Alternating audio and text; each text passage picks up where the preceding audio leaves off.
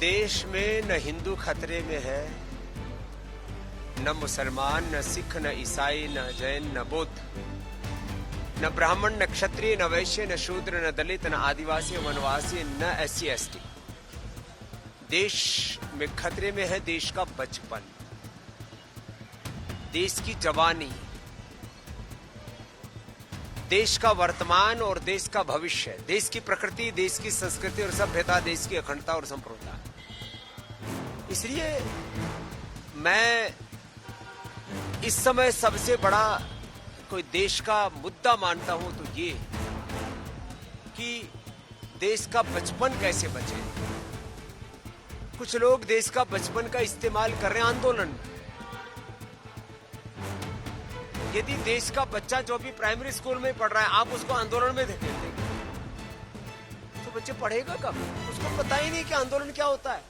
आपने उसको फूंक मार दी कि जा तू भी जा करके थाने का घेराव कर ले, तू भी सड़क पे उतर जा, तू भी ADM और DM का घेराव कर ले।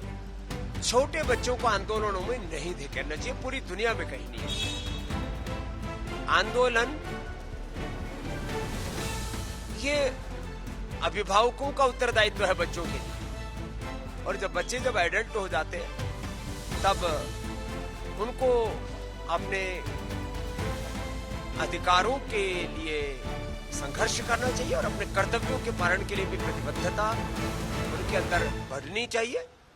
देश में अराजक आंदोलन तो नहीं, हाँ देश में संविधान की लोकतंत्र की रक्षा के लिए संवैधानिक, लोकतांत्रिक, नैतिक, आध्यात्मिक, मानवीय मूल्यों पर आधारित आंदोलन होने चाहिए। मैं इसका समर्थक हूं।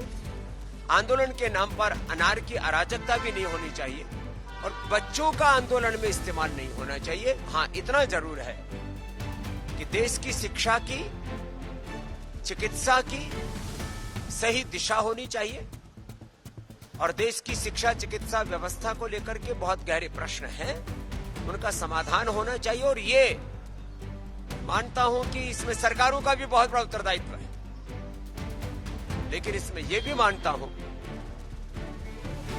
कि ये व्यक्ति केंद्रित व्यवस्था नहीं है। किसी एक पक्ष या प्रतिपक्ष के, किसी एक व्यक्ति के सामर्थ्य की बात नहीं है कि वो पूरे देश की व्यवस्था बदल सके।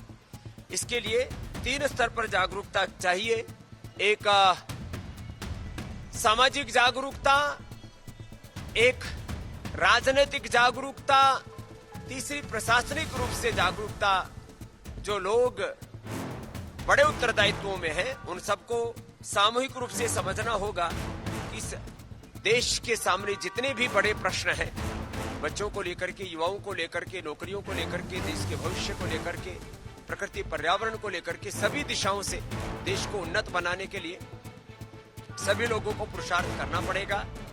हाँ, जब देश में ऐसी कुछ बातें दिखती हैं कि जहां लग रहा है कि बहुत अंधेर गर्दी हो रही है, वहां पर फिर लोगों में आक्रोश फूटता है और वही आक्रोश आंदोलन का रूप लेता है।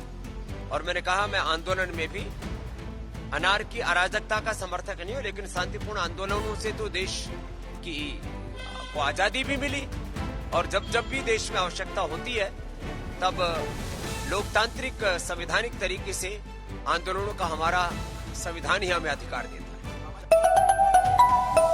लाया है दीक्षांत ई लर्निंग ऐप। बने दीक्षांत का चैनल पार्टनर और अर्न करें लाखों रुपए प्रति महीने। चैनल पार्टनर बनने के लिए विजिट करें www.dikshans.com। हमारे YouTube चैनल को सब्सक्राइब और Facebook पेज को लाइक करें।